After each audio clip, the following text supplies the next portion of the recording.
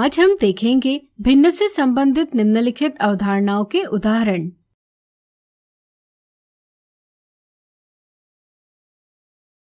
शैली एक दिन 2 चॉकलेट लाई।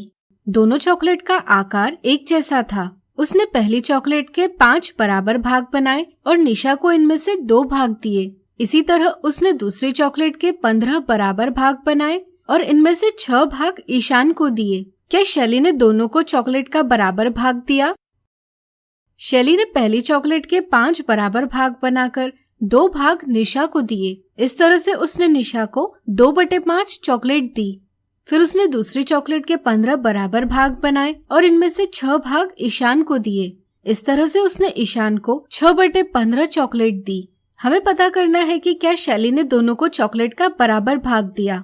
जब ये दोनों भिन्न तुल्य भिन्न यानी इक्विवेलेंट फ्रैक्शंस होंगे तभी हम कह सकते हैं कि इनका मान बराबर है, यानी कि दोनों को बराबर भाग मिला है। तो चलिए पता करते हैं क्या 2/5 और 6/15 तुल्य भिन्न है या नहीं। अगर हम 2/5 के अंश और हर को 3 से गुणा करते हैं तो हमें भिन्न 6/15 प्राप्त होती है। इसी तरह अगर हम 6/15 के अंश और हर को 3 से विभाजित करते हैं तो हमें भिन्न 2/5 प्राप्त होती है। जब भी किसी भिन्न के अंश और हर को एक ही संख्या से गुणा या विभाजित किया जाए तो हमें उसकी एक तुल्य भिन्न प्राप्त होती है। इस तरह से हम कह सकते हैं कि 2/5 और 6/15 तुल्य भिन्न है, यानी कि शैली ने दोनों को चॉकलेट का बराबर भाग दिया। इसे ही पता करने का एक और मजेदार तरीका भी है। इसे हम जानते हैं कैंची गुणन या क्रॉस मल्टीप्लिकेशन के नाम से। इसमें हम भिन्नों को 2/5 बराबर 6/15 इस प्रकार लिखते हैं। फिर हम पहले भिन्न के अंश को दूसरे भिन्न के हर से गुणा करते हैं और दूसरे भिन्न के अंश को पहले भिन्न के हर से गुणा करते हैं।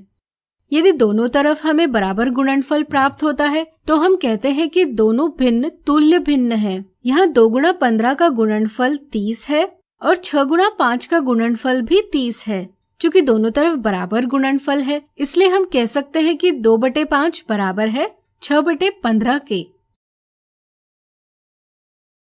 अगला उदाहरण, रोहन की कक्षा में 45 बच्चे हैं। इनमें से 27 लड़के हैं और बची सभी लड़कियां हैं। लड़कियों का भाग व्यक्त करने वाले भिन्न का सरलतम रूप यानी सिंपलेस्ट फॉर्म पता कीजिए।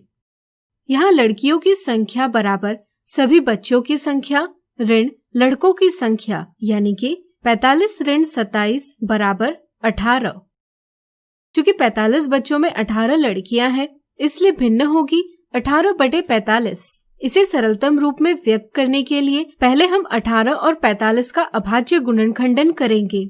फिर 18 के गुणनखंडों और 45 के गुणनखंडों को इस प्रकार व्यक्त करेंगे। तो बताइए इनका मसक क्या होगा? सोचिए सोचिए। बिल्कुल सही, दोनों के उभयनिष्ठ गुणनखंड है 3 गुना 3, इसलिए मसक होगा 9। फिर हम 18/45 के अंश और हर को मसक 9 से विभाजित करेंगे। इससे हमें सरलतम रूप 2/5 प्राप्त होगा। यह रूप प्राप्त करने के लिए हम अंश और हर को उनके अभाज्य गुणनखंडों में व्यक्त कर सकते हैं और अंश और हर के उभयनिष्ठ गुणनखंडों को रद्द कर सकते हैं। अगला उदाहरण, दिए गए चित्रों में प्रत्येक के लिए छायांकित भाग की भिन्न व्यक्त कीजिए। क्या ये सभी तुल्य भिन्न है? पहले चित्र में 3 बराबर भाग है जिनमें से 2 भाग छायांकित किए हैं, इसलिए पहले चित्र में छायांकित भाग की भिन्न होगी 2/3। दूसरे चित्र में 6 बराबर भाग है जिनमें से 4 भाग छायांकित किए हैं, इसलिए दूसरे चित्र में छायांकित भाग की भिन्न होगी 4/6। तीसरे चित्र में 12 बराबर भाग है जिनमें से 8 भाग छायांकित किए हैं, इसलिए तीसरे चित्र में छायांकित भाग की भिन्न होगी 8/12। चित्रों को देखकर यह जरूर प्रतीत होता है कि सभी भिन्नों का मान बराबर है, लेकिन पता करने का एक सही तरीका है कि इन्हें संख्या रेखा पर व्यक्त किया जाए। संख्या रेखा पर इकाई दूरियों को 3 बराबर भागों में बांटकर इनमें से 2 भाग कहलाते हैं भिन्न 2/3।